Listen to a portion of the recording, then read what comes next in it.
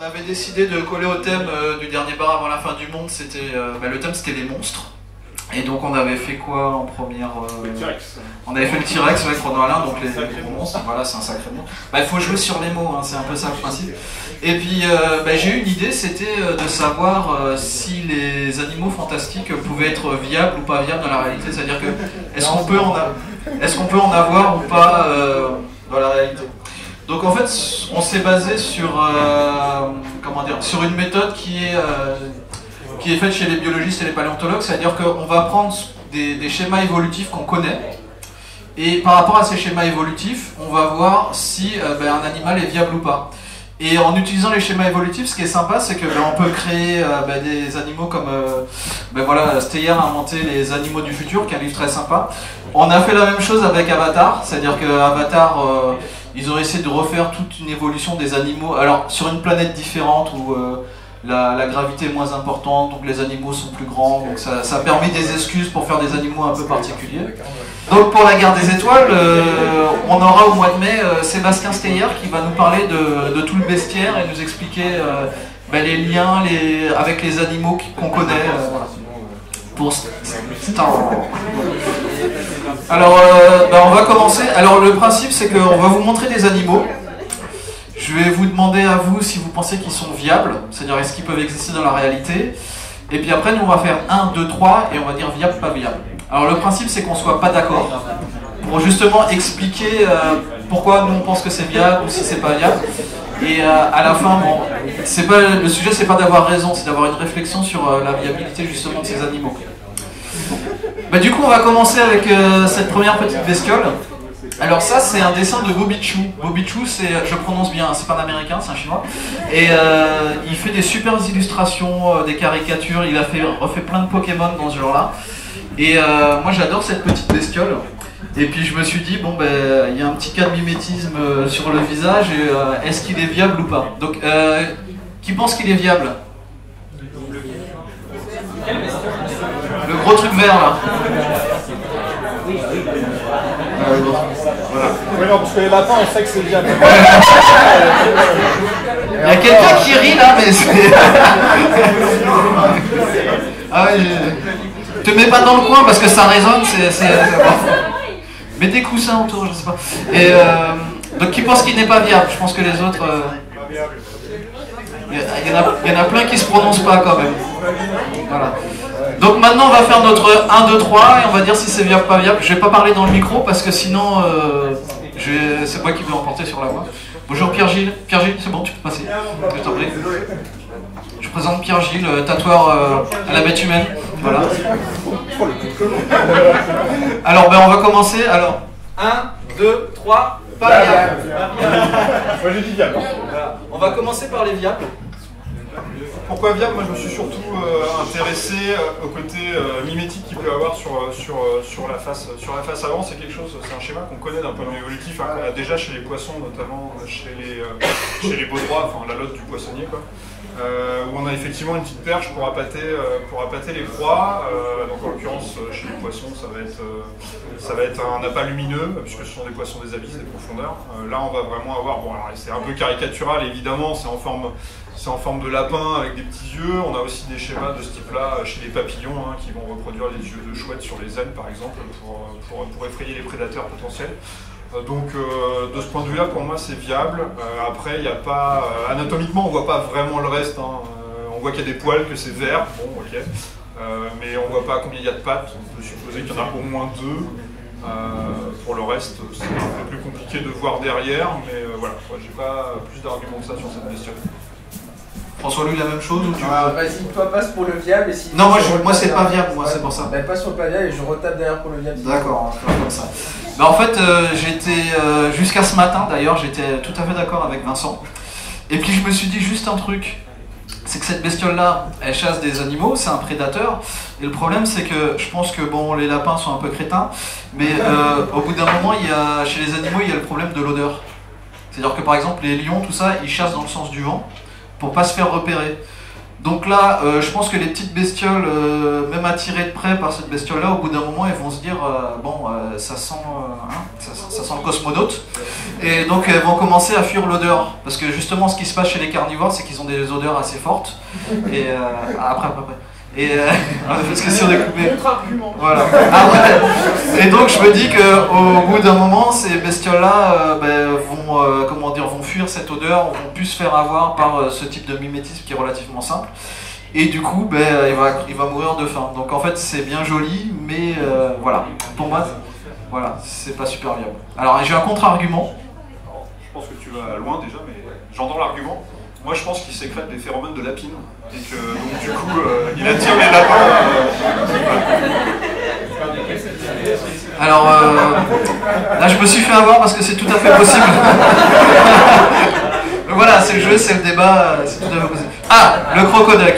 Alors, le crocoduck, qui pense qu'il est viable ici? Non. Qui pense qu'il n'est pas viable? Ça me fait plaisir. Ah, il y en a toujours deux qui se prononcent pas. Hein. Et alors nous on va faire 1, 2, 3. 1, 2, 3. Viable. Bon, on va commencer par les... Il est bien Vincent. Je suis en rebelle. Mais ouais, non, viable. Viable. Là je parle plus sur le point de vue moins biologique mais plus phylogénétique. Phylogénétique, je sais pas si tout le monde est... Ouais, l'arbre généalogique du vivant simplifié, donc en gros c'est votre grand-père et vous derrière, mais c'est pareil pour les animaux. Faut savoir qu'aujourd'hui, donc là on a deux archosaures, hein, un canard et un caïman. Ouais, ça ressemble à un caïman. C'est quasiment la même chose. Voilà. Merci Julien. Donc un caïman et un canard, donc deux archosaures. Les archosaures étant une famille qui regroupe les crocodiliens, les oiseaux et donc les dinosaures, puisque les oiseaux sont des dinosaures comme chacun sait. Donc pour moi, phylogénétiquement, on a quand même le croisement entre deux animaux qui sont quand même très très proches, enfin relativement proches en termes de clade. Donc on a juste un crocodile qui a pris des plumes, puisqu'on a déjà vu chez les dinosaures. Voilà. Donc pour moi, il n'y a pas de problème. J'ai rien contre l'argument phylogénétique de Vincent, hein, c'est exact. Mais la phylogénie c'est beau, mais ça fait pas tout. Donc au niveau anatomique, par contre, voilà. Au niveau anatomique, ce qu'il faut savoir, c'est que vous prenez tout ce qui est insertion musculaire et ossature du cou chez un crocodilien et chez un oiseau, ça n'a rien à voir. Il y a même des études qui ont été faites avec les dinosaures qui utilisaient à la fois les données des oiseaux, les données des crocodiles, et on s'est rendu compte que les dinosaures c'était même un modèle à part. Donc là vous mélangez entre guillemets deux modèles ostéomusculaires totalement différents, même limite incompatibles, sur un corps rachétique. Faites le ratio là, du crâne et du corps. Le machin je sais pas comment il marche, hein, mais ouais. Franchement ouais. J'ai envie de dire, la gueule est plus grande que l'estomac, donc c'est un peu chaud. Ça, je sais pas. Mais du coup, ouais, donc moi, c'est plutôt le côté morphologie fonctionnelle qui me fait dire que ça, non.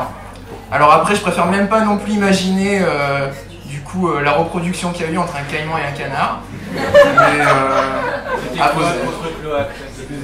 moi, je veux le voir voler. Alors moi je vais enfoncer le clou, hein, parce que voilà. Alors moi j'aime beaucoup les crocodiles, donc du coup je m'y connais pas mal. Alors les crânes de type crocodilien, c'est fait exprès pour vivre dans l'eau, pour voir ses proies qui sont hors de l'eau, et bondir dessus. Alors les crocodiles ils ont une queue qui fait à peu près la moitié du corps, pour pouvoir se propulser hors de l'eau. Non, pas celle-là. Et du coup je pense qu'avec des petites ailes comme ça et des petites papates pour se propulser hors de l'eau pour attraper même un lapin, ça marchera pas. Voilà, donc du coup en termes d'évolution, et puis un oiseau c'est rempli de sac aérien, c'est hyper léger, et un crâne de crocodile en fait c'est fait exprès, il faut que ça soit lourd en fait. Donc du coup il a un corps hyper léger avec une tête super lourde, donc je pense que le cul peut voler, mais que la tête traîne au sol. Donc voilà, je pense que c'est pas bien. Et c'est assez marrant, c'est que cet animal est utilisé par les créationnistes pour dire que si les crocodiles et les oiseaux ont l'ancêtre commun, ils ressembleraient à ça et ça fonctionnerait pas. Ils ont raison, sauf que l'ancêtre commun, il ressemble pas du tout à ça. On va passer à la diapo suivante. Ah, la licorne. Alors, Qui pense que la licorne est viable? Qui pense que la licorne n'est pas viable? D'accord. Bon, alors on va faire un 3. D'accord. Alors qui pense que c'est viable chez nous? Ah, Il y a une raison. on a des problèmes. Tu tiens pas compte de la vie arc-en-ciel. Ah si. Je suis désolé. Ah non. La licorne c'est très simple. En termes de morphologie normale, bon, bah, c'est un cheval. Donc ça pose pas de problème. En fait les chevaux sont nés comme les canidés, les chameaux dans les plaines d'Amérique du Nord. Donc c'est des endroits qui sont plats. Donc c'est des animaux qui sont dédiés à la course. Et quand tu es dédié à la course, en fait tu vas allonger tes membres et tu vas perdre tes doigts en fait. Et les chevaux sont comme ça en fait, ils sont sur leurs sabots. Alors les chiens, eux, ils n'ont pas évolué comme ça parce qu'ils creusent des trous, ils font des tanières, donc du coup ils ont besoin de pattes un peu plus larges. Donc du coup en termes de morphologie, le cheval ça pose pas de problème, la forme cheval. Et après il reste la corne. Donc alors faut savoir aussi les cornes de licorne. Alors souvent on dit ouais c'est parce que les gens on leur vendait des cornes de narval et tout, et en fait non pas du tout. À l'époque c'était des défenses de mammouth qui étaient pris pour des cornes de licorne. Voilà. C'était un peu plus fou. Et puis après bon, on a vu que le narval c'était plus sympa, donc on a fait continuer à faire vivre le mythe avec les cornes de narval. Et donc pour cette fameuse corne en fait, quand on regarde les cousins les plus proches des chevaux, enfin parmi les plus proches, il y a les rhinocéros tout simplement. Donc les rhinocéros c'est juste de l'ongle en fait, de la kératine qui se pose là, et en fait faut imaginer tout simplement que ça pourrait être un caractère sexuel. C'est-à-dire que chez les chevaux, on a une bosse là, ça attire la femelle, donc du coup le caractère reste, et au fur et à mesure, plus la corne est longue, plus ça attire la femelle, plus voilà, c'est le principe de la sélection sexuelle, voilà. Comme ça il peut compenser ce qu'il n'a pas en bas. Voilà, donc du coup c'est tout à fait viable. Alors est-ce que ça pourrait être possible, c'est des chevaux? Oui, mais il va y avoir une contrainte, c'est parce que génétiquement, pour l'instant, ils n'ont pas on va dire le bagage nécessaire et le petit bouton qui va, entre guillemets, pour simplifier, dire fais-moi une corne. Et vu qu'il n'y a rien de tout ça pour l'instant, donc il n'y a aucune raison qu'un cheval un jour ait une corne, à moins que ça arrive. Donc conclusion, c'est pas possible sauf si ça arrive. Alors, nous avons ce qu'on appelle ici un rhinograde. Voilà. Rhino ça veut dire nez, grade ça veut dire grade. Alors, qui pense que c'est viable? Qui pense que ce n'est pas viable? Alors, nous on va faire 1, 2, 3. 1, 2, 3. Viable. Pas viable. Ah d'accord, il y a un gros débat. Donc pour une fois c'est moi qui dis viable. Alors pourquoi j'ai dit viable? Je vais pas y aller par 4 chemins, je vais vous expliquer d'où viennent ces fameux rhinogrades. Alors ils habitent les îles aïe, je sais plus. Et voilà, c'est aïe, merci. J'hésitais entre les deux, mon cœur balance. Et du coup en fait, ça n'existe pas. Ça a été inventé par des scientifiques, des biologistes, des paléontologues, sur le principe des schémas évolutifs qu'on connaît. Et donc ils ont fait évoluer leur nez pour qu'ils aient plein d'adaptations sur leur lit, parce qu'ils sont tout seuls sur leur lit, donc ils ont pu évoluer un peu comme ils voulaient. Et donc il y a un livre qui s'appelle les rhinogrades, et donc dans ce livre vous avez plein de rhinogrades. Il y en a un qui pêche avec de la morve, il fait couler la morve de son nez, ça engluit les poissons, il les rattrape. Celui-là en fait il utilise son nez comme, un peu comme une cuisse de grenouille, il va pouvoir se propulser en arrière. Et avec les oreilles il va pouvoir planer pour attirer correctement. Donc du coup ils ont inventé plein de choses sur les bases justement de ce qu'on connaît de l'évolution. Donc pour moi, ils sont viables. Avec la bouche. Ça peut manger des insectes, ça peut manger plein de choses qui bougent pas. Voilà. Alors j'ai un pas viable. Déjà tu as 2 pas viables. Alors pourquoi c'est pas viable pour moi? Alors déjà en fait il y a une grande diversité donc, de rhinogrades, donc il y en a plein qui ont des formes encore plus cheloues que celui-là. Donc là il a été même gentil parce que ça c'est limite le moins chelou parmi tout ce que vous pouvez trouver si vous allez sur internet. Alors déjà au niveau de sa... tiens, si je veux rebondir sur la bouche, oui il a une petite bouche toute rachétique là. Et après pour tout ce qui est le système digestif et compagnie, c'est extrêmement réduit, donc ça laisse pas beaucoup de place. Donc vraiment qu'est-ce qu'il va manger? Parce que même les petits insectes là pour le coup, tu te poses des questions parce qu'il faut quand même tout un appareil. Le fait de voler, alors là par contre, je vois pas comment, avec une structure qui a l'air cartilagineuse, il va arriver à voler. Après, Je dis planer pour même, je veux dire, avec ça, je vois vois pas comment il peut faire. Là, pour moi, il n'y a rien. Pour moi, là, il y a la gravité, pof, il tombe, il s'éclate par terre, hein, comme une petite merde. Mais après, donc il y a sa trompe aussi. Alors sa trompe, moi, Julien, tu vois, mais alors là, la trompe, vu comme elle est faite, je vois pas comment il tient en équilibre dessus, tout simplement. Bah, c'est tendu, c'est comme. Ah oui, mais enfin, je sais pas, non, mais pour moi, je vois pas comment c'est tendu. Alors encore pire, j'ai envie de dire, là par contre c'est une question là pour toi, du coup je te renvoie la balle. Phylogénétiquement, par rapport à ce qu'il a parlé Vincent, ça tu le rattacheras à quoi? Alors, dans le livre, je suis pas spécialisé là, c'est entre l'éléphant et la souris pour la trompe, et on est proche du marsupilami. Ça c'est la phylogénie du livre en fait. Et alors le livre n'est pas réel, hein, enfin si il existe, mais c'est vraiment que de l'imagination. Et je vais rajouter l'anecdote, c'est que, t'as vu comment je feinte la question? On les avait mis au 1er avril dans la grande galerie de l'évolution, et on avait mis un petit panneau en disant que c'était un poisson d'avril à la fin. Mais les gens ne lisaient pas le petit panneau, donc il y a plein de gens qui sont sortis de la galerie de l'évolution persuadés que ces animaux-là existent. Donc voilà, c'est un petit peu le petit problème. C'était quoi ta question déjà? Je vais quand même rebondir dessus. C'était Pour toi, phylogénétiquement, ça va où? Ben, en fait, ça pourrait être proche des rongeurs, parce qu'on a des petits rongeurs des fois qui ont des petites trompes, donc qui ont une évolution du nasal, des os nasaux. Et on a remarqué, par exemple chez Van Clavea, qui est un archosauromorphe, qu'on a des os néoformés à la base du nez, donc il peut y avoir création d'os au niveau du nez, et donc après on peut partir dans n'importe quel délire. Ah oh, Stitch! Alors, qui pense que Stitch est viable? Alors, question. Ah, j'aime bien, là c'était les sourires. Cette question, c'est quand il a la forme là ou quand il a la forme avec tous ses bras? Non, celui-là. Voilà. Là c'est un dessin de Bobichou encore, hein. Je vous invite à aller voir les trucs de Bobichou, c'est vraiment super. Qui pense que ce n'est pas viable? Ah, on en a quelques-uns quand même. Et, elle n'a pas rigolé en devant la partie. Alors, bah, on va faire à nous. 1, 2, 3. Viable. Bon,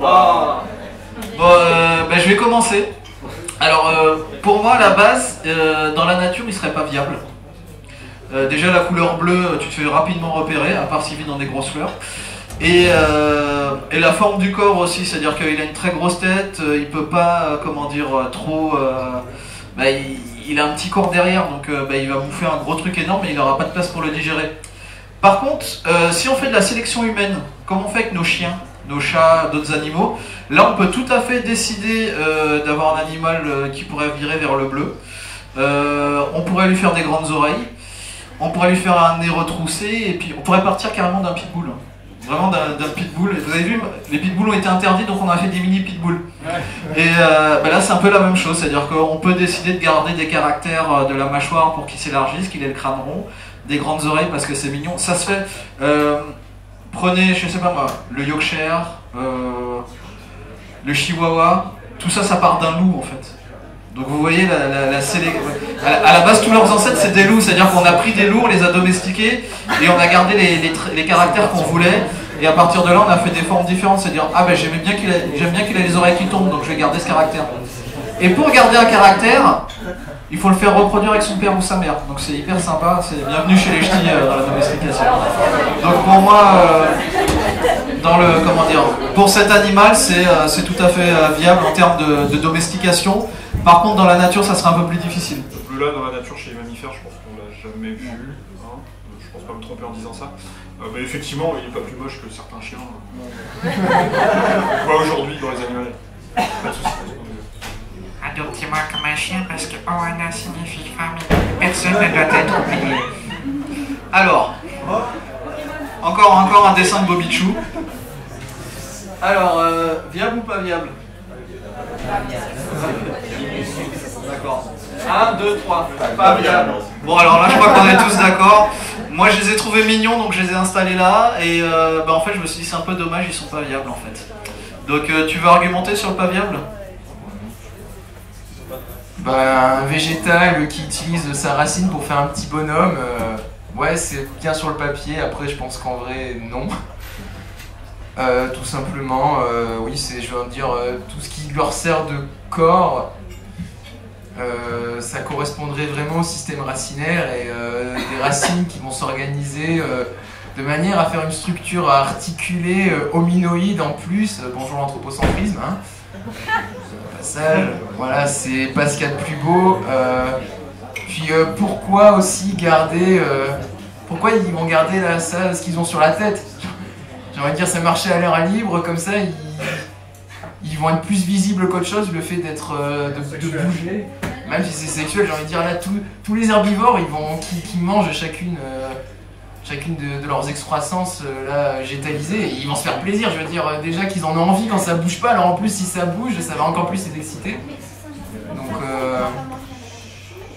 oui, pour moi ça passe pas. Pour moi, ça passe pas non plus. Après, si on veut élargir un peu le débat, des symbioses, on va dire, entre différents règnes, ça existe. Hein. Par exemple, entre les champignons et les plantes, c'est même une règle. Je vous renvoie vers la thèse de Félix sur les champignons et les orchidées, qui est très intéressante. Oui, non, voilà, il n'y a pas de... Mais effectivement, d'un point de vue biologique aujourd'hui, aussi bien phylogénétiquement que biologiquement, ces dessins n'ont pas de sens. Il n'y a pas de symbiose connue de ce niveau-là entre des humanoïdes et des champignoïdes, végétoïdes, si vous voulez. À moins d'être très très sale et de cultiver des champignons et d'avoir un nanisme, je pense que... Après, en termes de reproduction, je sais pas qui peut être attiré par ce genre de caractère, c'est un peu bizarre. Ah, une noiraude. Alors, qui pense que la... Ah, j'aime bien, je sais pas... Ah, c'est trop mignon. Alors, qui pense que c'est viable? Non, mais on va pas vous juger. Hein. Qui pense que c'est pas viable? D'accord. 1, 2, 3. Pas viable. J'espérais un viable, parce que moi j'adore les noiraudes. Viable alors. Et... viable. Et j'adore les noiraudes, et je me suis dit, bon... on pourrait trouver un animal en dessous qui serait recouvert de poils, mais qui aurait une morphologie de petite souris ou de choses comme ça. Mais en fait, bon, au niveau de la forme des poils, on tombe toujours sur un animal un peu rond en fait. Et puis là aussi, il n'y a pas la place pour digérer ce qu'il mange. Donc c'est vrai. Puis la taille des yeux aussi, ça implique un crâne assez grand. Et donc du coup, non, c'est pas viable du tout. Je vais renier mes convictions, je vais dire que c'est pas viable. C'est viable, pardon. Je pense qu'en fait, il ne faut pas se fier à sa petite bouille et qu'en fait, c'est un gros parasite. C'est une sorte de poux. Ça peut être un mammifère dérivé qui vampirise les autres mammifères, en fait.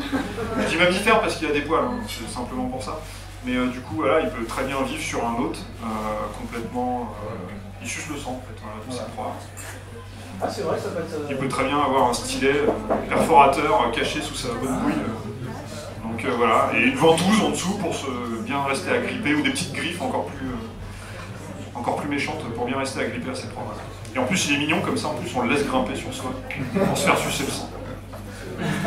Comme quoi, vous voyez, les noiraudes sont des petits vampires sympas. Tu veux rajouter un truc ou... Totoro. Je suis désolé, j'avais oublié que c'était un gif. Donc ça... Alors, et puis l'épileptique, attention. Qui pense qu'il y a des épileptiques parce que j'ai pas compris. Qui pense que Totoro est viable? Qui pense qu'il n'est pas viable? Bon, j'allais dire il y a du 50-50, mais il y en a plein qui lèvent pas les bras. Moi je vais pas voter moi dernière élection, laissez-moi voter. 1, 2, 3, pas viable. Ah, on a un viable, vas-y. Pour moi, Totoro, ça va juste être un gros mammifère, ça va être un équivalent cartoon du panda, de manière assez grossière, hein, évidemment. Hein.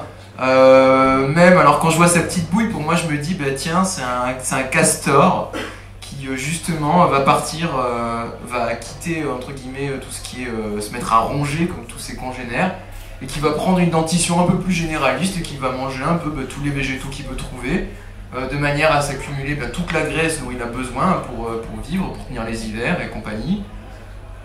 Donc au final, voilà, ce serait plutôt un castor qui va se diriger dans la direction du panda. Et comme le panda est viable, et vu d'où il vient, je me dis que Totoro, il a tout à fait sa place d'exister parmi nous. Abstraction faite du parapluie. Désolé, avec je la fasse. Ouais, non, au niveau dentition, alors si on doit contre-argumenter sur la dentition, il a les dents un peu trop blanches pour un castor, hein, qui vont avoir les dents bien oranges pour être il a un parapluie, il peut avoir une brosse à dents. Ouais, non. Il a que des molaires. On voit que des molaires. Alors je lui donne le bénéfice du doute, il peut avoir des incisives devant, à la limite.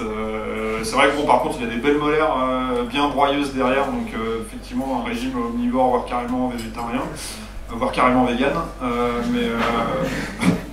Mais voilà, des moustaches sensorielles, ouais. Pour les prédateurs. Pour un herbivore, on voit pas trop à quoi ça sert, donc voilà. Et puis là, j'ai mal à la tête à force de le voir. Alors, bah, du coup, on a pris des animaux de Miyazaki. Alors là, on va pas faire des viables pas viables, on va juste commenter les images les unes après les autres. Donc là, il y a la petite bestiole de Nausicaa là-haut. Donc moi, je pense que c'est totalement viable, hein, ça ressemble à un petit fennec. Ouais, sauf les yeux verts fluo. Oui, voilà, sauf les yeux verts fluo, il y a des gens qui ont des yeux verts. Hein, et donc là, c'est très vert. Voilà. Là, c'est vert flippant. Voilà. Je connaissais pas cette couleur, vert flippant. Voilà. Et donc, bon, on partirait plus sur un modèle de chat que de canidé pour la forme du crâne, mais après, bon, on a quand même des grandes oreilles, parce que les fennecs, en fait, ont des très grandes oreilles pour mieux entendre. Et voilà. Vous voulez rajouter un truc sur le... Il ressemble pas mal à un Pokémon aussi, alors souvent les gens confondent les deux. La fille en bleu viable.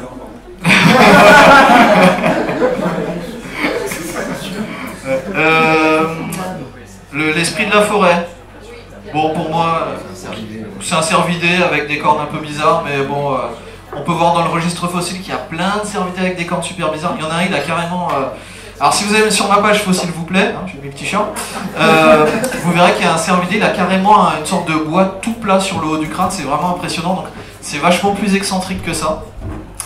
Après on a le loup, un loup de très grande taille. Alors moi non plus ça me pose pas de problème parce que à l'Éocène on avait Androsarcus qui ressemble plus ou moins, alors c'est plus la famille des vaches mais c'est un carnivore, qui faisait 1m90 au garrot. Donc moi je pense que par même sélection naturelle, on peut avoir, s'il y a de la place, on peut avoir des très grands loups. T'as même Canisirus. Ouais, Épition, mais Épition qui est plus grand encore, qui fait 1m10 au garrot, un truc comme ça. Canisirus qui était vraiment un loup de grande taille. Ouais. Mais Canisirus il est à 80 cm, Épition il a 1m10 tu vois. Ouais, bon. Et au garrot. Hein. Et parce qu'on n'a pas trouvé un adulte de grande taille.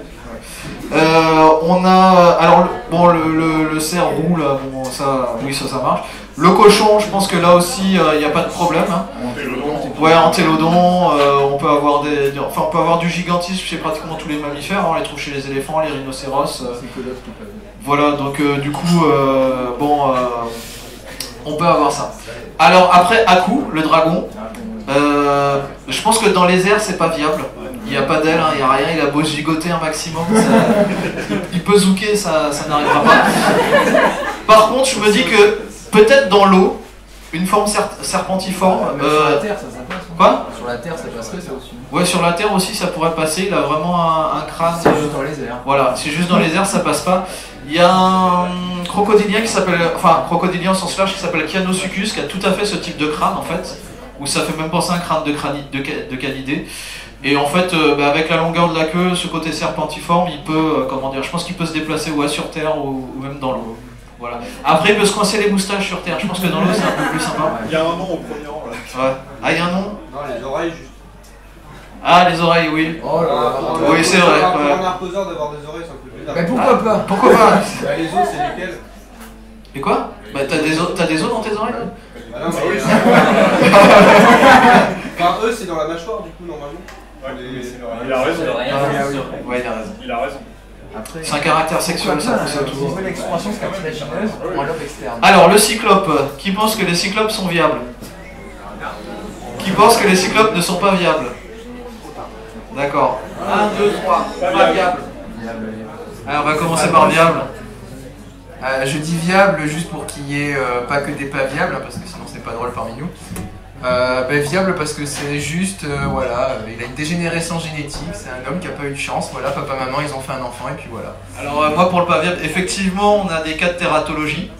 Donc la tératologie c'est la science des monstres où on a des cyclopes. Alors les cyclopes de la galerie ont été enlevés, de la galerie de paléontologie été enlevés parce qu'en fait il y a eu un vol et puis après les gens se sont plaints. Donc c'est pour ça qu'il n'y a que des animaux et vous pouvez voir un cochon cyclope. Alors, des fois, à la naissance, ils survivent, mais en fait, ça survit jamais longtemps, en fait. C'est-à-dire que l'état génétique lié au fait d'avoir un seul œil fait qu'il y a aussi d'autres complications dans le corps, et souvent ces animaux-là, puisqu'il y a aussi des animaux qui sont cyclopes, meurent assez rapidement. Alors, ça, je sais même pas d'où ça vient. C'est peut-être la soupe aux choux, je crois. Je suis pas sûr. Qui pense que c'est viable? Qui pense que c'est pas viable? 1, 2, 3, pas viable. Ah, on a un viable. Tout ce qu'on connaît de la biologie des animaux actuels, on en fait un petit mixeur et il sort ça. Ça, c'est un animal qui pourrait fonctionner tel quel en prenant en compte le fait qu'il existe. Alors après, comment il a existé, d'où il vient, effectivement, ce serait une bonne question. Mais quand même, je veux dire, là, les ailes, en fait, là où elles vont être attachées au niveau du dos, au niveau de... Donc s'il y avait ses os, ça serait certainement vers sa ceinture pectorale, pour simplifier. Bah oui, ça pourrait s'insérer. Donc vous pouvez très bien avoir donc, des os qui vont partir pour former les ailes. Alors là, donc ils ont fait des ailes type oiseau, mais rien ne dit qu'au niveau des os, là, va y avoir une aile comme une aile d'oiseau. Hein. Ça peut juste être une baguette osseuse. Hein. Et donc après, vous allez avoir tous les muscles qui vont de la baguette s'attacher donc là à l'avant, qui vont lui permettre de voler. On ne sait pas comment il est fait à l'intérieur, donc pour moi, il peut très bien avoir des sacs aériens pour alléger sa structure. Il peut très bien avoir de base des os qui vont être creux, encore une fois, pour alléger, pour permettre le vol. Déjà, effectivement, 4 pattes et 2 ailes, aujourd'hui, ça n'existe nulle part. Hein. En tout cas, pas chez les tétrapodes, qui, comme on l'a dit, c'est 4 pattes. Oui, il y en a quand même tous les attributs du tétrapode, hein, donc clairement pas. Là, c'est des ailes en plus clairement d'oiseaux, hein, avec des rémiges asymétriques. L'insertion musculaire, j'entends, mais j'ai quand même des gros doutes sur la viabilité biomécanique du vol là-dessus, ne serait-ce que à cause du poids, même avec des os allégés. Non, pour moi, c'est clairement pas viable. C'est une belle illustration, un bel animal mythologique, mais tout ce qui est Griffon ou Pégase, on oublie quoi. Donc c'est clairement pas viable pour moi. Oui, puis au niveau du gigantisme, là, on est parti trop loin. Quoi. Oui, alors évidemment, là ouais, bah, alors c'est peut-être la fille Kennen, hein, mais... Monsieur, où est le rêve? Ça fait beaucoup de mal. C'est Pégase chez les Pufiens, mais non, c'est... Ouais, on parle même pas du gigantisme, effectivement. Quoique... Ah, celui-là j'aime bien. 1, 2, 3. Viable. T'as dit quoi toi? J'ai dit viable. Tu veux faire du viable? Bah, je peux faire du viable, mais je m'entête parce que j'avais dit viable déjà pour le crocoduck là. Bah là pour le coup leurs arguments tombent à l'eau la dernière fois, puisque on est toujours sur des animaux qui sont phylogénétiquement pas trop éloignés, alors un peu plus déjà que les crocodiles et les oiseaux, contrairement à ce qu'on pourrait croire. Contrairement à ce qu'on pourrait croire, les amphibiens sont plus loin des crocos que les crocos des oiseaux. Mais là pour le coup au niveau vie aquatique, pour moi il n'y a pas de problème, il n'y a pas de problème d'équilibre, il a des pattes antérieures qui sont beaucoup plus robustes. Il peut très bien vivre effectivement comme les crocodiliens modernes, c'est-à-dire à la surface de l'eau, avec des yeux qui sortent de l'eau, le reste immergé dans l'eau, bah, comme les grenouilles en fait, hein, c'est juste une grenouille avec une tête un peu dérivée. Pour moi il n'y a pas d'objection. Vas-y, je commence viable après. Alors moi je l'ai mis en pas viable justement à cause de la tête de croco. Alors il y a certaines grenouilles qui effectivement ont des têtes qui font fortement penser à des crocodiles. C'est très mignon, mais par contre ce qui est marrant c'est que les yeux généralement ils sont beaucoup plus gros, hein, parce que là elle a des tout petits yeux vu que ça vient d'un croco. Cavernicole. Non, c'est même pas cavernicole. Non mais là celle-là. Ouais, si tu veux. Ouais. Alors après l'argument phylogénétique, je l'entends, mais comme une certaine réaction devant, je suis d'accord, parce que déjà il faut savoir que les mammifères sont plus proches des crocodiles que les amphibiens ne le sont des reptiles. Donc déjà là ça fait une petite distance qui s'ajoute. Mais sinon de manière générale, je reprends mon argument de l'oiseau, en prenant le fait que c'est une tête de croco, en rattachant ça à un corps d'amphibien. Il n'y a pas ce qu'il faut, c'est que vous prenez deux pièces de puzzle totalement différents et vous auriez beau forcer, c'est pas fait pour s'emboîter. Donc déjà, rien que là, ça bloquerait. Il existe des animaux qu'on appelle les temnospondyles, qui sont un peu les ancêtres des amphibiens, et chez ces temnospondyles, on avait le fameux nigerpéton. Et donc c'était un amphibien avec une tête tout à fait crocodilienne. Et moi je me dis que en tant que cousin de ces nigerpétons, qui avaient ces têtes crocodiliennes, qui avaient plus des corps de salamandre par contre, on peut trouver, comment dire, une grenouille qui est dans un milieu où il n'y a pas de prédateur, devient prédatrice, et prédatrice d'animaux qui sont à l'extérieur de l'eau. Donc la tête va se développer comme ça. Ils ont perdu leur queue, donc du coup c'est pas la queue qui va se développer pour sortir de l'eau, mais les pattes. Donc du coup, au lieu de surgir de l'eau avec les pattes, il va surgir de l'eau Avec la queue, pardon, il va surgir de l'eau grâce à ses pattes pour attraper les proies. Alors, ça, je crois que c'est les animaux fantastiques. C'est quoi? Un okapi. Non, c'est pas un okapi. Oui, j'avais entendu. Alors, qui pense que l'okami, pardon, est viable? J'aime bien, alors je vais dire qu'il est viable. Qui pense qu'il n'est pas viable? Ça fait plaisir. 1, 2, 3. Pas viable. Pas viable. De 4 paires d'ailes, 5 paires d'ailes. Ouais, donc bon, déjà ça tient pas, il n'y a pas de pattes, ça veut dire qu'il se pose jamais au sol. Il y a quand même tout de l'animal qui doit se poser au sol pour se reproduire. La taille, on a quand même une échelle avec un petit personnage humanoïde qui est quand même gigantesque pour un animal volant. Bon voilà. Ouais, mais en fait, il réfléchit sur l'environnement dans les copies. La magie, c'est de la triche. Ok. Donc si Harry Potter se cache derrière chaque image, effectivement, on s'en sort plus. Ouais, non, mais voilà. Donc en tout cas là sur l'image à l'échelle actuelle, quand il est dans la version grande, on va dire, pour moi c'est pas viable. En tout cas, ça peut pas voler et si ça vole pas, je vois pas ce que ça fait. Donc, En plus de ça, moi ce qui me choque, c'est au niveau là de la fin du corps. Je suis en train de me dire, en gros, vu toutes les plumes qui partent de la fin, ça veut dire qu'il termine son corps par 2 paires d'ailes. Ça c'est quelque chose qui me choque beaucoup et je me demande vraiment justement comment il se pose. Ça veut dire qu'il se pose sur son torse. Enfin, je vois vraiment pas. il se crache. Ouais, il se crache, ouais. Oui, voilà. Ah bah alors là, ouais, c'est ça, ouais. Il a la pulsion, je sais pas où il la prend non plus, ou alors qu'il peut, je sais pas, il a une poche d'air, il gonfle son ventre. Ah.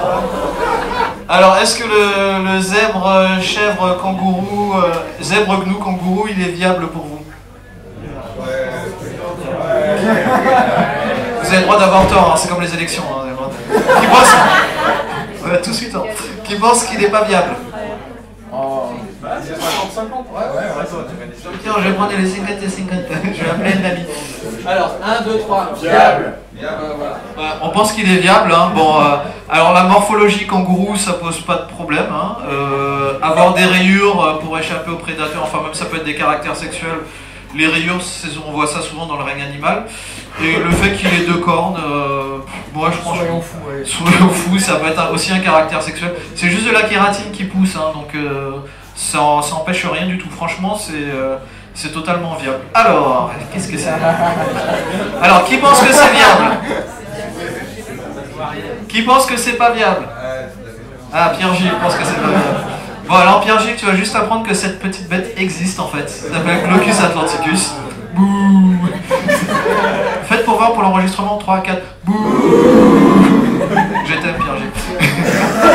Donc Glaucus atlanticus, c'est même pas un mollusque, c'est un animal marin qui est très joli, tout droit sorti d'Avatar. Et je vais rajouter un truc où... Moi j'ai juste mis parce qu'il était délirant et qu'il existe vraiment, voilà. Comme quoi nos animaux fantastiques sont sous nos pieds. C'est tout petit comme ça, hein, c'est pas très grand. Alors, un panda avec des canards, avec des perroquets. Qui pense que c'est viable? Oh, quand même, c'est... Qui pense que c'est pas viable? 1, 2, 3. Viable. Viable. Alors, viable, on va pas y aller par 4 chemins. J'ai même fait la petite diapo d'après. Il existait à une période qu'on appelle le Permien, c'est-à-dire avant les dinosaures, un animal qu'on appelait les dicynodontes. Alors, ils avaient la morphologie générale de ce qu'on a là. Alors, pas forcément vraiment très panda, mais bon, quadrupède, avec un bec au bout. Et, comment dire... Et chez ces animaux-là, le poil est apparu à partir du Trias. On suppose qu'il est apparu à partir du Trias, donc on peut supposer que, comment dire, on avait des animaux proches de ce panda imaginaire, là, de ce panda perroquet, qui ressemblaient à ça. Voilà. On pouvait avoir facilement au Permien des animaux ressemblant à ça, donc c'est tout à fait viable. Avoir un bec, en fait, les poulpes ont des becs, les oiseaux ont plein de becs différents, les tortues ont des becs, donc les mammifères, hein, comment dire, l'ornithorynque a un bec, donc ça pose pas de problème, le bec c'est relativement efficace. 1, 2, 3, viable, pas viable. Bon, alors je vous laisse commencer. C'est encore moi l'avocat du diable? Non, on est deux.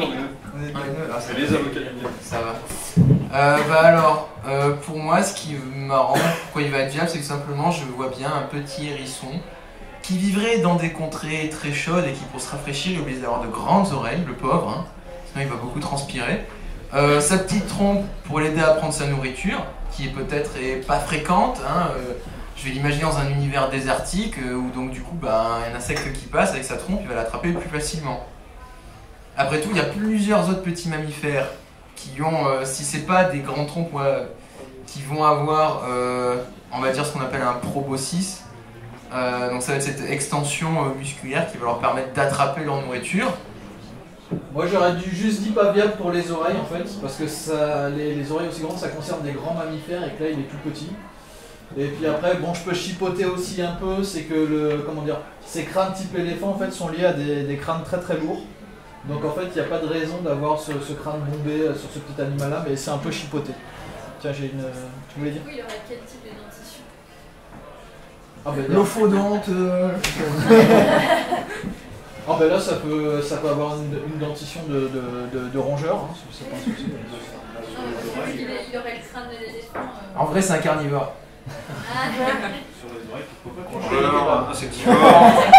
Il pourrait même ne pas avoir de dentition du tout et se nourrir de fourmis. C'est aussi une possibilité, il a une trompe, hein, donc on a des animaux à trompe qui se nourrissent de fourmis, c'est même généralement le cas. Donc ouais, il y a pas... tout est ouvert.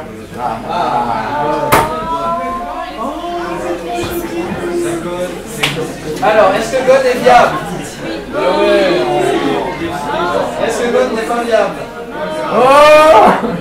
1, 2, 3, pas viable. Viable. Ouais. Alors viable, c'est juste un T-Rex orange quoi. Donc comme on sait pas de quelle couleur étaient les T-Rex. Honnêtement, si on prend le Tyrannosaurus Rex, qu'on en avait un dessin sans en connaître les fossiles, on dirait que ça serait pas viable, mais en fait ça l'est. C'est vrai que c'est une énorme tête, mais on a des adaptations chez les théropodes, chez les mégathéropodes tel type Tyrannosauridés avec des cervicales plus courtes. On est quand même sur des os qui sont quand même assez allégés, une très longue queue pour compenser le poids.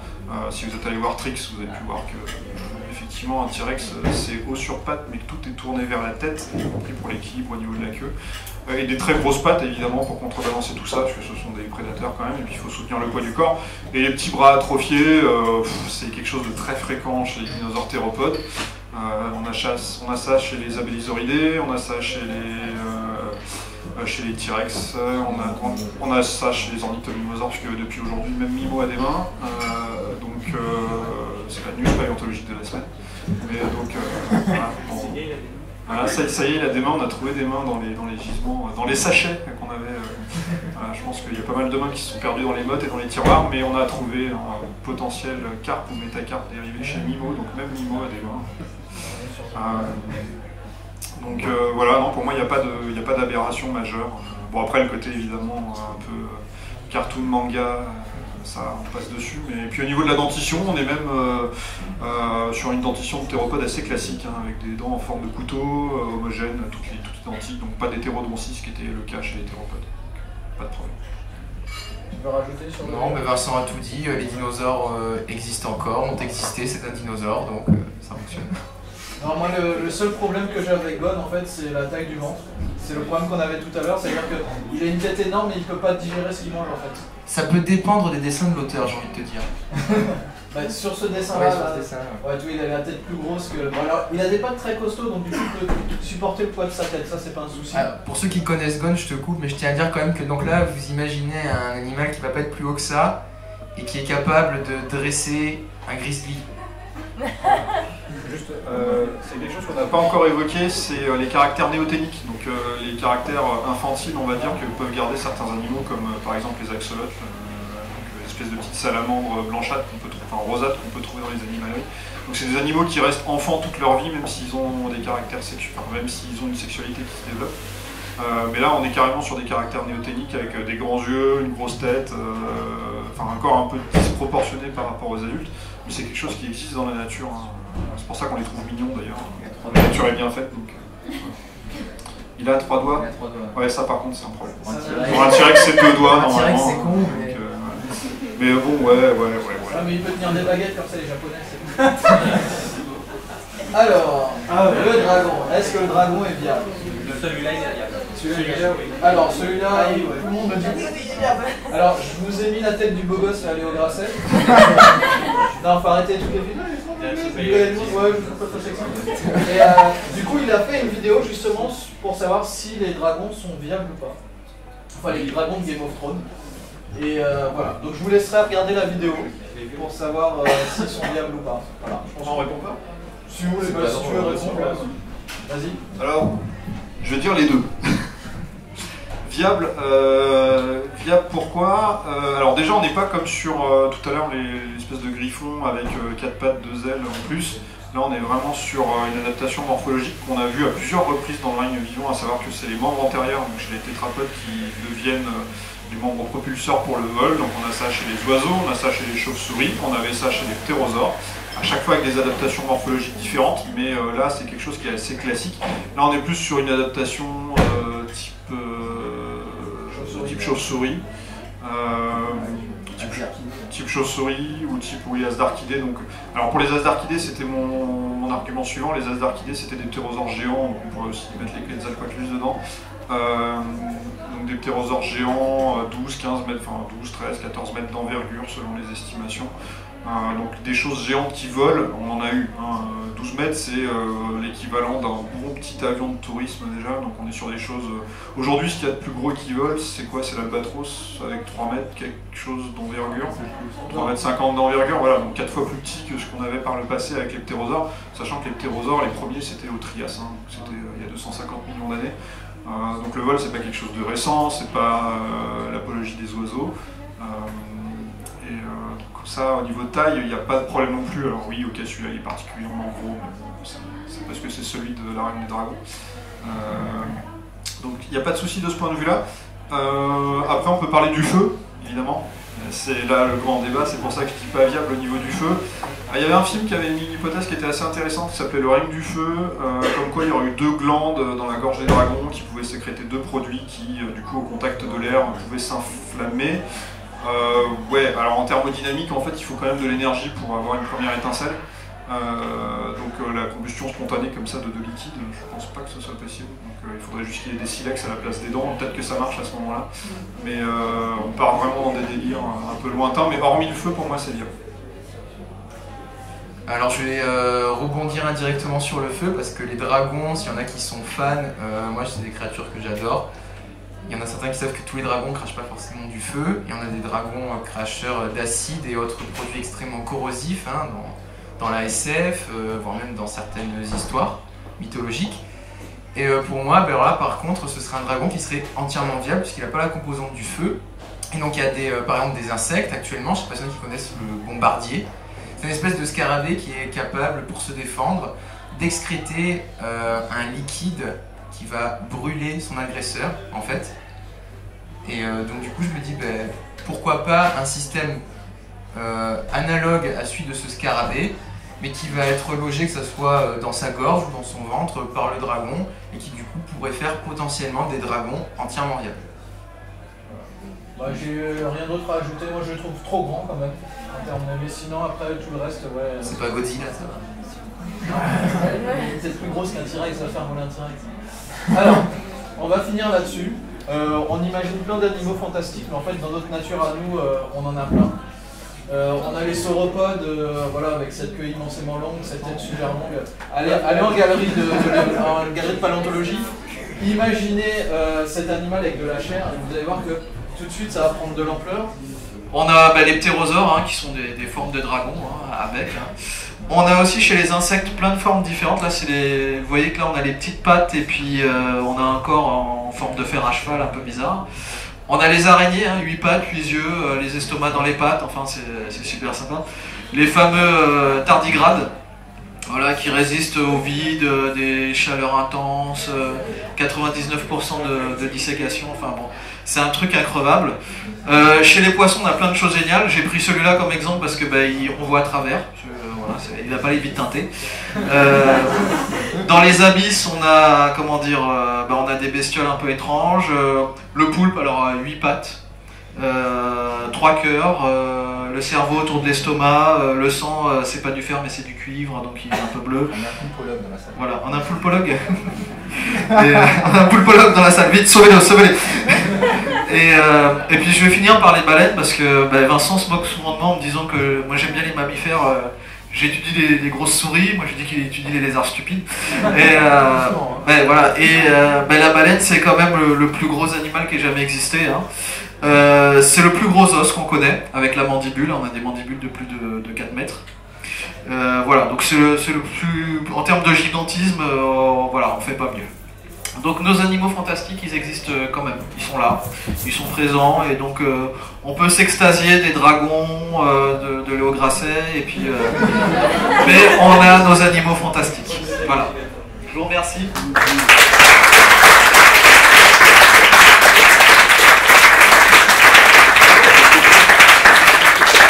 Ah, ils sont pas doués, hein. On recommence, je vous remercie. C'est bien. Elle y a triché. Donc j'ai une page s'il vous plaît, où je présente les conférences, je pense que beaucoup connaissent. On aura une conférence le mois prochain, je vais en parler juste après. Cette conférence elle est un peu spéciale, parce que là on n'a pas pris des publications scientifiques pour être hyper rigoureux, tout ça. On a un peu appris ce qu'on pensait, bon on est des paléontologues éclairés, on a des super étudiants ici. On a d'autres étudiants encore plus merveilleux dans la salle. Donc du coup voilà, c'était un peu comment dire, une expérience. Je pense qu'on va faire les animaux fantastiques chaque année, parce qu'il y en a plein, vous dites ouais on n'a même pas vu la sirène, machin. Puis ça aussi j'aime bien. Donc ce qu'on fera l'année prochaine, c'est que sur s'il vous plaît, en fait, vous m'enverrez vos animaux fantastiques, j'en prendrai une vingtaine comme ça, et puis on en parlera tous ensemble. Alors je vais pas faire les animaux fantastiques tous les 3 mois, hein. C'est pour ça que je vais faire, parce qu'on a plein de différentes conférences, et par exemple le mois prochain, alors ça sera à l'Improvibar, ça sera pas ici parce qu'il y a déjà plus de place, il y a plein de gens qui réservent cette salle, et donc Ali qui est ici va nous faire une super conférence sur les plésiosaures, leur évolution, leur morphologie. Alors j'ai pris exprès un plésiosaure sur Terre, avec le cou relevé, c'est pas possible du tout. Et j'ai fait exprès, comme ça, Ali va nous expliquer la prochaine fois pourquoi c'est pas possible. Donc je vous donne rendez-vous à l'Improvibar, je le mettrai sur Facebook, hein, Facebook, sur s'il vous plaît, il n'y a pas de souci. Et qu'est-ce que je voulais dire? On se retrouvera ici au mois de janvier, avec... pour l'instant, je suis en train de négocier avec un étudiant en paléontologie qui va nous faire un truc sur les amphitions. C'est phylogénétiquement, c'est entre les ours, des ours et des chiens. Ça a eu des niches écologiques de ouf. Ça a évolué pour faire de la chasse aux proboscidiens. Je vous en dis pas plus, donc il y a plein de choses. C'est un animal dont on parle jamais, mais qui est génial. C'est plus gros qu'un ours, hein, pour les plus grands. Donc on a du beau gros bestiau. Et s'il peut pas, je vous ferai une conférence sur les animaux à dents de sabre. Donc c'est pas mal aussi, voilà. Donc pas seulement le smilodon, mais tous les autres. Donc ça, je vous le dirai un peu plus tard. En février, on aura Bambi, c'est une collègue qui nous fera une conférence sur les monstres.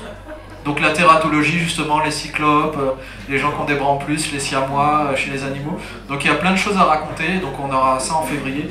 En mars, on aura Antoine Berkovici qui travaille à la Smithsonian, donc c'est une grande université qui va nous parler de la crise cathée. Donc le thème, ça sera comment tuer des monstres avec un caillou. Voilà. Parce qu'il est plus pro-météorite. En avril, on aura peut-être Sébastien Steyer, on n'est pas sûr, on va voir. Par contre, en mai, on est sûr d'avoir Sébastien Steyer et il nous parlera du bréviaire de Star Wars. Voilà. De la guerre des étoiles, voilà, donc tous les animaux de la guerre des étoiles. Et puis en juin, on aura Jordan qui est pas venu ce soir, qui nous parlera des iguanodons. Il est à la louche. Il est à la louche, d'accord, il bosse. Donc voilà, je vous remercie beaucoup, j'espère que ça vous a plu. Et est-ce que vous avez trouvé que cette conférence était viable? Merci.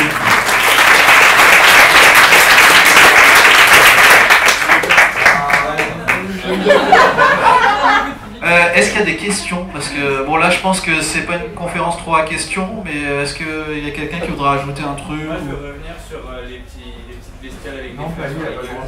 Ah ouais, c'est vrai que toi t'as pas le droit, mais bon. Hop, ceux-là, là, ils descendent Bobichou aussi. Ouais, parce que là on est parti sur des choses, mais moi j'ai envie de me dire, on enlève le côté anthropomorphe, tout ça et tout. Des animaux qui vont prendre par mimétisme, par rapport à leur environnement, des choses sur leur crâne qui vont rappeler peut-être à des animaux qui vont avoir envie de les manger. Mais, ça se trouve, c'est du poison. Et ça va eux leur servir à manger les animaux qui vont vouloir les bouffer. À chaque fois, ils se font manger un bout. Mais ça c'est pas grave, après ça, ça peut être comme chez les lézards, des cellules qui peuvent se régénérer. C'est pas que des cellules. Hein. Oui, bon, je vais C'est un peu vite, plus d'accord. compliqué, Voilà. Tu voulais rajouter? La boule rouge dans mon animal, de toute manière, c'est mode de danger pour Ouais. le toucher, quoi. C'est pour ça qu'il y en a qui font du mimétisme en mettant pour les papillons, du coup, pour éviter qu'on les mange, quoi. Donc ça pourrait être possible. Ben moi, il y a encore quelqu'un derrière. Ça pourrait aussi être des parasites. Oui. Ah, effectivement, j'ai pensé à la symbiose. J'hésitais à mettre Bulbizarre, mais j'aime pas les Pokémon. Et je me suis dit que c'était plus intéressant. Mais en fait, ce qui me dérange plus là, c'est le côté bipède en fait. Le côté symbiose, ça me dérange pas, mais c'est vraiment le côté bipède de petite taille. Ça a vraiment, aucun intérêt là. Voilà. Donc j'aurais mis Bulbizarre, j'aurais dit que ça pourrait être viable, à part peut-être les fouets, mais là comme ça, non. De quoi? Ça existe déjà ça avec franchement c'est des betteraves qui prennent des formes humaines là dans leurs racines. Ah non, Je sais pas ce que tu fumes, mais arrête. Photoshop.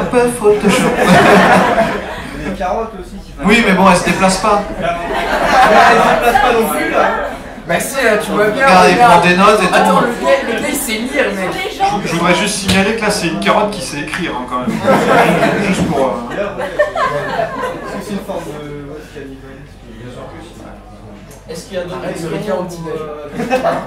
Non, parce qu'on est. Enfin, c'est expérimental comme conférence, c'est moins sérieux que d'habitude. Donc, voilà, bon, à vos bières. Juste pour les sirènes, du coup, parce que je sais Ah ça va, en vrai, Alors, les sirènes. Qui pense que les sirènes sont viables? Mais lesquelles, attends? Sirène, poisson, mi-femme, mi-temps. Ariel, la petite sirène. Pas viable. Pas viable. Viable? Je pense que ça pourrait être viable si on pas le fait que ce soit mi-poisson, mi-femme, mais mi-dauphin ou mi-femme marin. Ouais, d'accord. Et puis, D'accord. peut-être que ça Alors, pourrait- ok, oui, tu mets que du mammifère. En fait, ce qui n'est pas dérangeant, tu veux y aller? Vas-y. Alors, nous on a souvent discuté justement de ce côté poisson. Et on s'est dit déjà, en termes d'évolution, il faut partir d'un primate qui va dans l'eau. Alors, j'ai découvert il y a quelques années qu'il y avait des singes dans les mangroves qui plongeaient pour pouvoir manger des coquillages ou des choses. Donc on se dit, par évolution, on peut avoir un petit...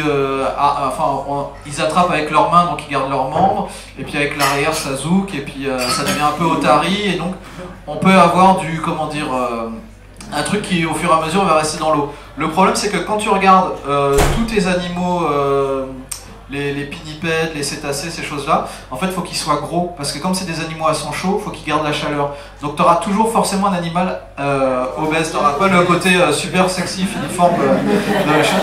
Et voilà. Donc, du coup, voilà, là, c'est un peu problématique. Et puis, au bout d'un moment, au niveau hydrodynamisme, les mains ça fout la merde. Donc il faudrait qu'au bout d'un moment tu aies une mâchoire adaptée plus à manger les mollusques et tes mains vont te servir de palette natatoire. Donc ouais, la sirène c'est un peu bancal. Et on a trouvé une solution pour les sirènes, pour que les sirènes existent. Vous allez voir, c'est un peu bizarre. Je pense que c'est vraiment tiré par les cheveux, mais on peut essayer. C'est que les sirènes seraient des poissons dont le haut du corps en fait aurait des excroissances en forme de bras et des cheveux roux pour attirer les pêcheurs, et puis quand le pêcheur approche, clac, il mange d'un coup quoi. C'est-à-dire que le haut du corps aurait des excroissances qui feraient ressembler plus ou moins à un humain pour attirer justement les humains, et ça serait un animal spécialisé pour chasser les humains. Voilà. Ben, le corps s'ouvre en deux en fait. Bah sinon t'en fais un autre, voilà. T'en fais un autre, t'imagines que tu vas faire une excroissance rose sur la tête. Voilà. Ouais, mais des croissances avec les bras et les jambes. Un peu d'imagination. Un peu d'imagination. À la base, ils sont attirés par le chant, c'est des poissons qui peuvent chanter quoi. Et alors? Ou même par la vue, hein. Non, pas dans les grumes, la vue, on s'en fout. Ah oui, mais il n'y a pas de la vente tous les jours. Les marins boivent beaucoup. Moi je vis en Bretagne, il y a de la vente tous les jours, moi monsieur, quand j'ai pêché mon colin. On parle des Syréniens ou pas? Oui, on peut parler aussi des Syréniens. Tiens. On parler des Siréniens rapidement, parce qu'effectivement, il y a quand même un clade qui s'appelle les Siréniens, qui sont des animaux qui, a priori, auraient été à l'origine du mythe des sirènes, ça on peut en discuter. Ce sont des animaux donc, type dugong, lamantin, bon, il y en a au PZ, enfin, aux eaux de Vincennes, donc vous pouvez aller leur donner, enfin, voir comment ils mangent des salades. C'est des animaux, alors effectivement, assez dos dur, on va pas se cacher. C'est quand même, c'est une sorte de, ouais, on peut dire une espèce de gros phoque, ça ressemble à ça, avec en général une palette natatoire unique à l'arrière, donc plus type dauphin, arrondi, et qui a la caractéristique très particulière d'avoir les mamelles situées sur l'avant du corps, sur la poitrine en fait, enfin, comme les êtres humains, ce qui n'est pas le cas chez la plupart des mammifères, puisque les mamelles sont plutôt derrière, enfin plutôt plus basses. Donc, et ce serait à l'origine du mythe des sirènes, donc, notamment à l'époque où Christophe Colomb a découvert l'Amérique, etc. Enfin, il y avait des sirènes à l'époque grecque, hein, enfin antique. Mais en tout cas, le mythe récent des sirènes viendrait de là, de la découverte notamment en Floride des lamantins et autres animaux. Donc, de loin, quand on n'a pas vu de femme depuis 6 mois, qu'on est un marin esselé, voilà, qu'en plus on est un peu déshydraté, qu'on a peut-être le scorbut en même temps, bon, de loin, on voit une espèce de grosse vache de mer, on se dit ouais, une sirène, super. Donc, ça viendrait de là en gros. Voilà. Il y a d'autres questions? Les reptiliens. Quoi? Les reptiliens, les Illuminati. Ah, les reptiliens. Demande à Raël. Alors les reptiliens, là on part carrément, c'est genre la série V et compagnie, là, c'est... Ouais, voilà. Donc, 13 années 70, ouais. 80 peut-être.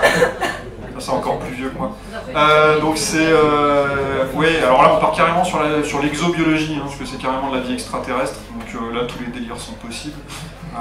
Ça pourrait être l'objet d'une autre conférence d'ailleurs, l'exobiologie, même si en fait on se rend compte que là il y a quand même de quoi faire rien que sur Terre. On peut partir sur des biologies qui sont complètement différentes, puisque là on n'a plus de cadre phylogénétique, donc c'est-à-dire existant. On peut partir sur n'importe quoi,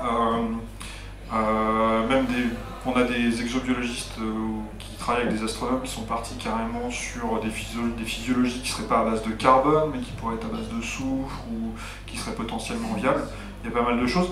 Pour ce qui est des reptiliens, on avait une expérience qui avait été faite, c'était par Dale Russell, je crois, sur un dinosaure, donc un troodontidé, donc un théropode, qui aurait évolué en humanoïde. Donc on avait un espèce de alien type zone 51 avec des gros yeux, mais verts, et qui serait en fait un dinosaure très évolué. En gros, la conclusion, alors ça fait énormément de débats, mais là je parle juste pas de la publication, mais juste du côté fun. Où effectivement c'est très anthropocentré, mais que l'aboutissement de l'évolution vers quelque chose d'intelligent, c'était forcément quelque chose de bipède qui ressemble à un homme, ce qu'on déteste dire aujourd'hui, surtout au muséum. Mais voilà, la bipédie n'est pas un facteur nécessaire pour avoir un gros cerveau. Les baleines ont des plus gros cerveaux que nous, elles ne sont pas bipèdes, par exemple. Mais voilà, donc on a les reptiliens, biologiquement, ça tient la route. Il n'y a pas de bloqueur à ce niveau-là. Mais il n'y en a pas. Il n'y en a jamais eu. Voilà. Peut-être. Enfin, pas découvert encore aujourd'hui. C'est sûr. On fouille pourtant, hein, mais on n'en a pas trouvé. Non, parce qu'il y en a qui... J'ai vu des mecs qui allaient dans Pointu. Ouais, on va peut-être demander à FL Reptile ce qu'il en pense. Hein. C'est ton rayon. Les reptiles. Ah oui, t'as bien résumé la chose, mon grand. Parce que Vincent aussi, t'es un monsieur reptile, je tiens à le rappeler. Vincent, c'est un monsieur sauropode, donc si vous aimez les diplodocus et les bestioles comme ça, vous pouvez l'embêter. Hein. Il sera ravi. Il aime bien quand c'est un grand cou bien long, mais les grandes queues aussi, il aime très bien. Sinon, oui, non, les reptiliens, je pense que t'as fait le tour. Il y a bien au lieu de se tatouer des écailles partout, on peut très bien imaginer qu'il y avait une bestiole qui aurait des écailles partout et qui vivrait comme nous, et pourquoi pas. Oui, on peut avoir un humain qui retrouve des caractères ataviques. Bon, c'est tiré par les cheveux, c'est-à-dire des caractères anciens qui reviendraient, et il aurait des écailles, il aurait un œil pinéal. Bon, là, faut vraiment revenir très très loin. C'est peu probable. Hein. C'est vraiment pour dire que c'est possible et que voilà, que Macron, Bush et tout le reste sont dominent tous. Non, bon, j'arrête mes bêtises. Donc je pense que les reptiliens, non, c'est un peu compliqué, c'est un peu difficile. D'autres questions? Ou alors? J'étais en train de dire justement que les reptiliens, ça aurait pu être la résultante d'une maladie, de malformation. c'est une autre. Il y a des maladies, je sais plus comment ça s'appelle, la maladie une espèce d'écorce d'arbre qui passe sur les gens. Ah oui, voilà. Ben, ça peut se multiplier sur le corps et puis voilà, ça donne un fil. Alors biologiquement, les écailles, ça reste de la kératine. Donc, oui, mais là, ça serait déjà pas de. C'est des ongles, des choses, c'est la même chose. Est-ce que ça te fait pondre des œufs? Est-ce que t'as un cloaque? Non, non, mais on pourrait prendre ça pour un reptilien. Comme on pourrait prendre un lamentin pour une dame. C'est vrai, c'est vrai. Alors, bourré avec de la drogue. Mais tout pareil, tout pareil. C'est bien reptilien. J'ai confondu une bonne soeur avec Batman. T'as une maladie avec, enfin c'est pas vraiment une maladie, mais c'est avec un certain, t'as un corail qui, enfin si jamais t'es coupé et que ce corail vient dans ton sang, le pH de ton sang il est bon pour son développement, du coup à chaque fois que t'as une coupure après, il va pousser. Et du coup plus t'es coupé, plus t'as du corail qui pousse. Et à la fin tu ressembles à Pirate des Caraïbes 2, tu sais, comme ça. T'es les petits crustacés comme ça. Ouais, ouais. Donc les hommes reptiles c'est pas possible, les hommes crustacés ça marche. Ouais. Voilà. On va finir là-dessus, je vous remercie beaucoup. N'oubliez pas, faut s'il vous plaît, hein, donc la petite page Facebook où je mets toutes les conférences, je mets des petites choses sympas, des fois Vincent et François Lim font des petits articles que je poste dessus. Voilà, à bientôt, ciao.